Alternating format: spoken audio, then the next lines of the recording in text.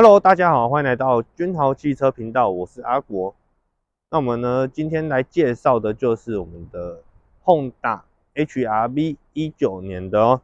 那相信大家都知道，近几年来讲的话，这种休旅车是非常的风行啊。之前来讲的话，就是休旅车，大家印象中就是很大台。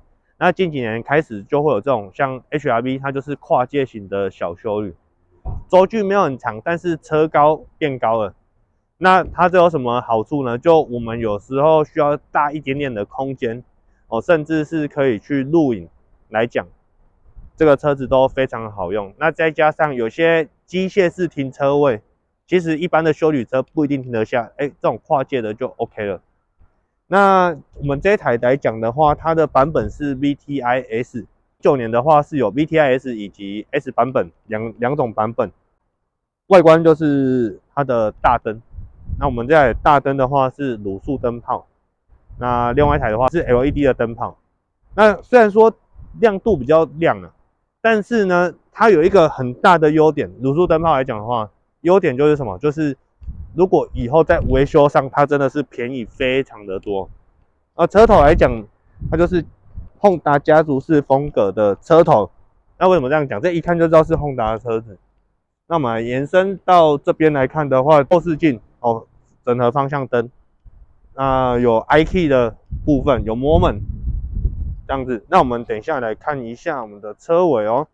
来到我们的车尾的部分，其实从这个角度看过去非常明显，它高度真的不高，它只有1.6米的一个高度。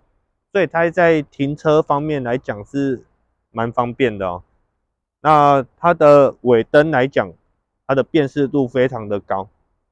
那它这边有贴个贴纸哦，可能很多人不知道，它写一个 G 康达的车身结构，那它就是做比较强化的车体来增加它的行车安全。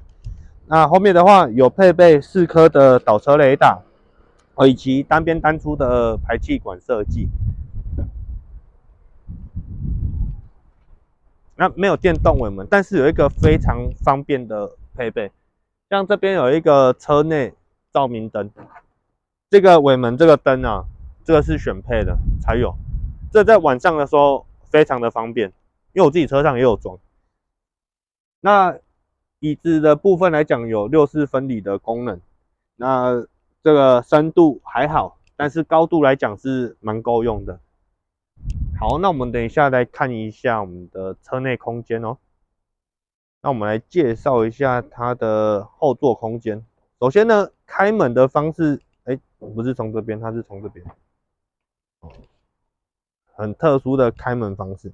那我们现在上车之后呢，头部空间大概是一个手掌的宽度，那膝部空间的话，大概有2颗多的拳头，所以空间来讲，说实在是还蛮大的。它有一个中央扶手，那扶手上面没有杯架，那前面这边有杯架，但是没有后座冷气出风口。旁边这边也有杯架，那中间的地板算是蛮平整化的，乘坐品质还不错。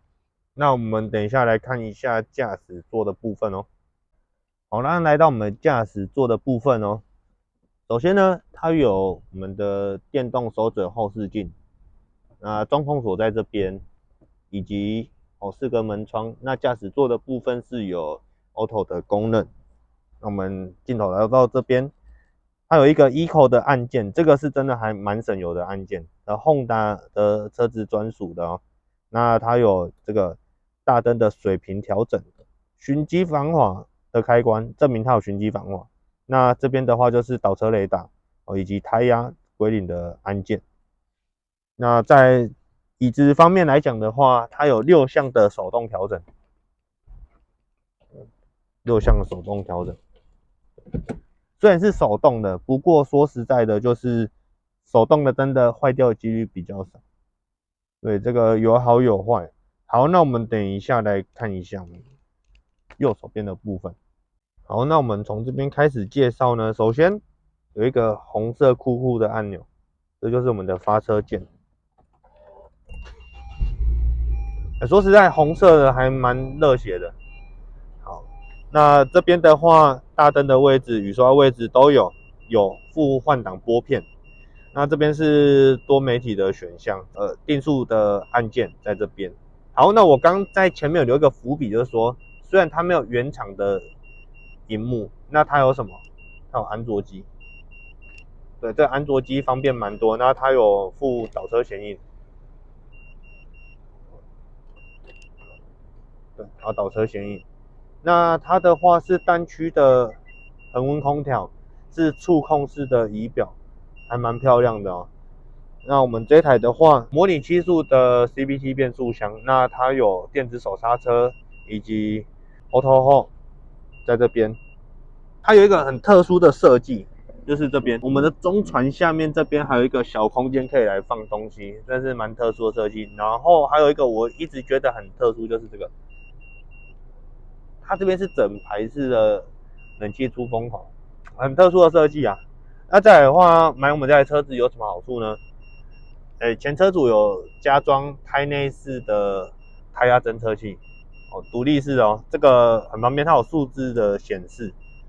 那相信大家都知道，Honda 的车子它有一个本田混在里面。那 Honda 的车子好在哪里？就是说实在，真的是也开不太坏。如果有喜欢这台车子的话，都欢迎来到我们现场来看车。那我们资讯就打在这边哦。